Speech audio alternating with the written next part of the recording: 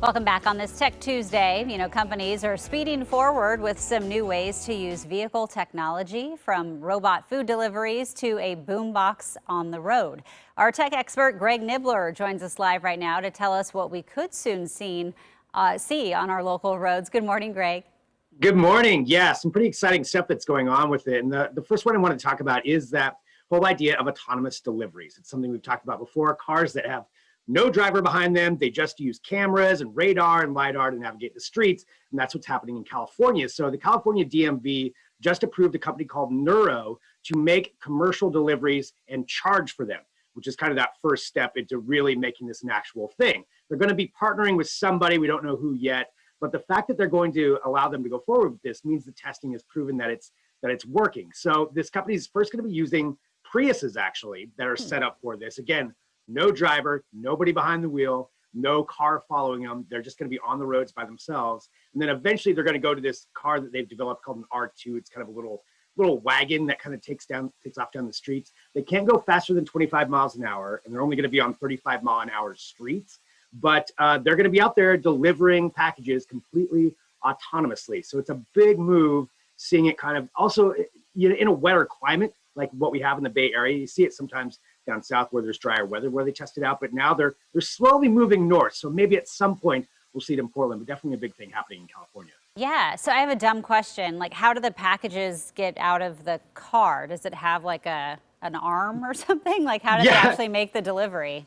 So you actually go out and meet the vehicle, at least as far as the ones that they've shown so far. So they've got compartments. I'm imagining it pairs with like a mobile app and you unlock it. But that's a fair question with these things too, because you got to think, how secure are they? Right. I'm like, is it shooting it out, or what's Yeah. How do they do that? Okay. I want to see that. Yeah, that would be interesting, especially if it was a heavy package. Okay, so Tesla, they have some unique options coming to their cars. Elon Musk is so weird. I mean, just some of the things that they add. Yes, he is. And this is something that people are going to be seeing and hearing more like. So it's Tesla. They issued a holiday update to all their vehicles. In case people don't know, Tesla issues updates just via Wi-Fi. So all of a sudden you can have all these new features on them. And this is one they've been talking about for a while, and it's finally here. It's called Tesla Boombox. It does a couple of things. One, it does turn your car, if you have one of the ones with a speaker on it, into an actual boombox. You can play music outside of it. But key thing here is now you can have customized horns and sounds when you drive. So there's a few options that it comes with standard. You've got a goat horn. This is a real thing. You've got La Cucaracha that you can have for your horn. You can have applause, and these are all sounds that can be playing from the Tesla. Also, when you're driving, you can have your own sounds. A lot of people complain about how electric cars are too quiet.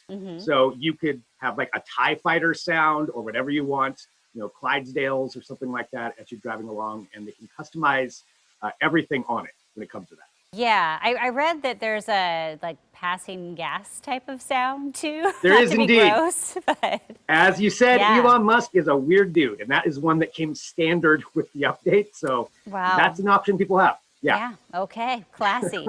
Okay. So Volkswagen, meantime, introducing a robot charging butler. What does that look like?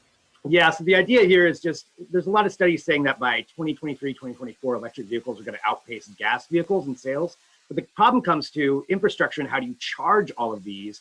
You think of like a residential complex or a parking lot, and this is their idea behind that. You'd have this robot butler, it even has eyes on it, that would have a whole bunch of charging packs. You pair it with an app and somebody parks their car, and then they have this robot, rolls over, sets down a charging pack, does it all on its own, and it charges your vehicle, then comes back and picks up the pack. So that way you don't have to kind of retrofit all these parking spots to have plugins. You could have one central unit with a bunch of batteries, and these robots just go out and charge it for you. It's a pretty smart idea. We'll see where it goes. It's kind of a concept right now, but it's something that we're gonna have to figure out.